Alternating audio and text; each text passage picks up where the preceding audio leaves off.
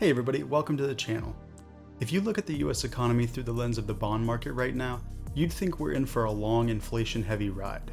But glancing at the stock market, it's a totally different picture, full of volatility, lowered expectations, and maybe even the early signs of a recession. It's the same economy, but two somewhat different stories. And the gap between them, it's not just noise. It's telling us something deeper about what's really going on. So stick around for a few minutes because today we're going to unpack why Treasury yields and stock returns are starting to diverge. And if you find any part of this video helpful or insightful, please hit that like button and subscribe. I post a new video every weekday, and no matter what inflation is doing, everything here on the channel stays totally free. So let's get into it.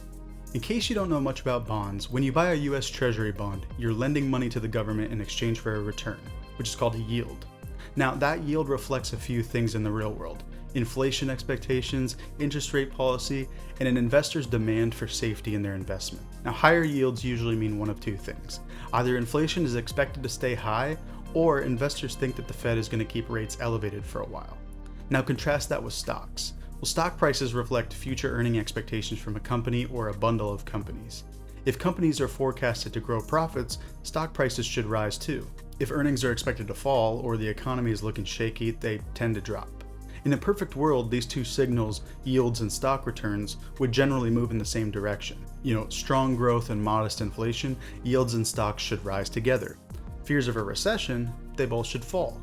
But right now, they're not moving together. Treasury yields are still hovering above 4.5%, which is pretty high by recent historical standards. But stocks? Well, they've been volatile in the wake of rising trade tensions, with many investors pulling back, especially in cyclical sectors. So what's going on here? Short version is, treasuries are pricing inflation in a longer period of tight monetary policy from the Fed, but stocks are pricing in the cost of that policy. In other words, bond markets are saying inflation is still here, rates need to stay high. But the equity markets are saying if rates stay high, something is going to break. This creates a weird kind of tension between the two, and it's showing up most clearly across the yield curve. Right now, short-term yields like the 1 or 2 year treasuries are starting to come down slightly. That suggests that markets expect rate cuts sometime this year, presumably. But long-term yields, like the 10 and 30 years, are staying elevated. That signals something else entirely, that investors don't think inflation will fade away as quickly as hoped. It could also mean that investors are thinking structural factors like government deficits and global capital flows are keeping long-term borrowing costs up. At the same time, the stock market is getting squeezed from two sides. Rising yields make borrowing more expensive, and higher inflation, no matter the reason, eats into consumer demand and corporate profit margins. So even if inflation starts to cool, companies are still left with somewhat tighter conditions. That's why the stock market still looks nervous, even if the bond market isn't blinking yet. But don't worry, this kind of disconnect isn't new. Back in 2006, stocks were hitting record highs while bond markets were flashing early warning signs of what was coming. Yields were holding steady, but credit spreads were tightening. As we know, it turned out the bond market had it right, just not fast enough.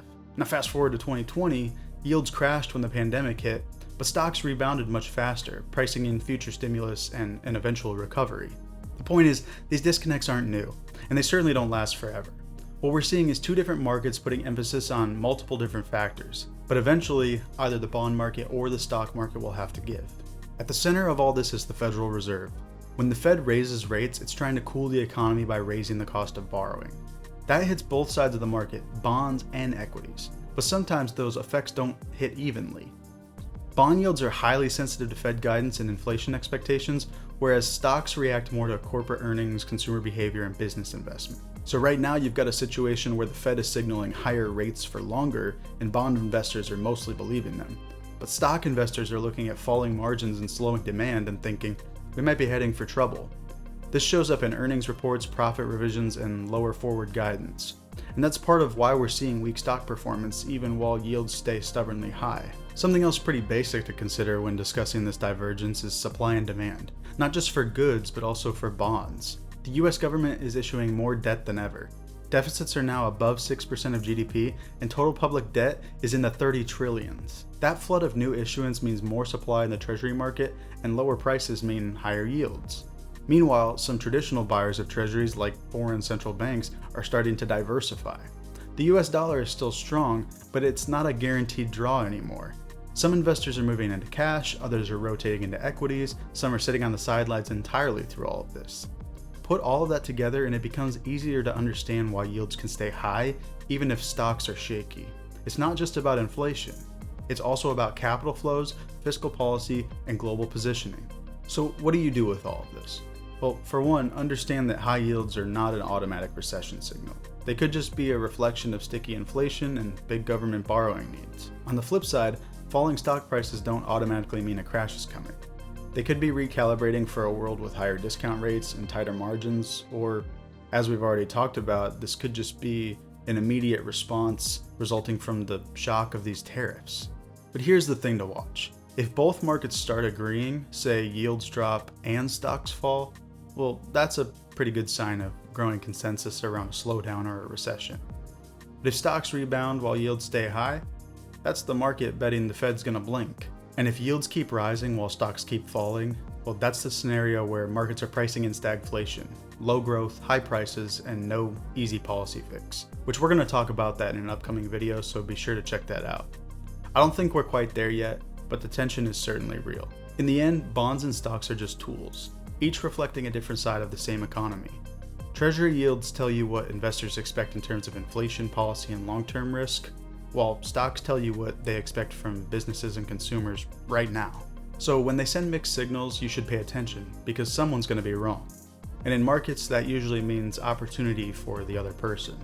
If you found this video helpful or it gave you something new to think about, please like and subscribe. It means a lot to me. And until next time, have a good one.